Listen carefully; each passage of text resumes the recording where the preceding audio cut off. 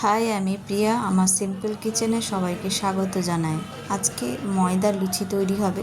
অনেকেই মনে করেন গ্যাস অম্বল হয় ময়দা লুচিতে, তা এইভাবে করলে কোনো রকম গ্যাস অম্বল হবে না ও তৃপ্তি করে মানুষ খেতেও পারবে।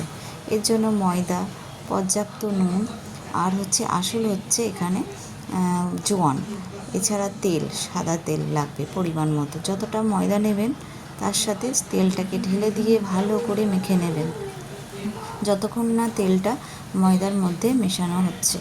তারপরে দেখবেন এই রকমভাবে মুঠো করলে এক মুঠ হবে, তাহলে জানবেন সেটা ভালোভাবে তেলের সাথে মিশে গেছে। এরপরে নুন লাগবে, যতটা পরিমাণ ময়দা আছে ততটাই নুন দেবেন, বেশি দেবেন না। ভালো করে নুনের সাথে মাখিয়ে নিয়ে এবার জোয়ানটা দিয়ে দেবেন। জোয়ানটাই হচ্ছে আসল। জোয়ানটা ভালো করে মিশিয়ে নেওয়ার পরে ভালো করে মিশিয়ে নেবেন, মিশতে থাকবেন যাতে এরপরে গরম জল করে নিয়ে আস্তে আস্তে করে ময়দার মধ্যে মেখে নেবেন।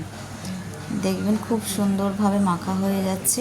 আর এইভাবে করলে কিন্তু নরম হয়। হাতে একটু তেল নিয়ে ভালো করে মেখে নিয়ে দেখুন কত সুন্দর হয়েছে। একটু আধা ঘন্টা রেখে দেবেন ঢাকা দিয়ে। এরপরে কড়াই চাপিয়ে দেবেন, সাদা তেল অবশ্যই দেবেন। লুচিতে সাদা তেলই ভালো হয়। ভালো করে বেলে নিয়ে দেখুন কত সুন্দর গোল গোল হয়েছে। এরপরে গরম তেলের মধ্যে লুচিগুলো ছেড়ে দেবেন। দেখুন লুচিগুলো ফুলছে, তার সাথে টেস্টিও হয়েছে, কারণ যেহেতু ময়দা, জোয়ান, নুন সব কিছুই দেওয়া হয়েছে পর্যাপ্ত পরিমাণে। আর কোনো অম্বল গ্যাসের কোনো প্রবলেমই থাকবে না। এইভাবে লুচি করবেন, খেতে ইচ্ছা হলে। কত সুন্দর ফুলেছে দেখুন। এরপরে সব লুচিগুলো একটা একটা করে ভেজে দেবেন।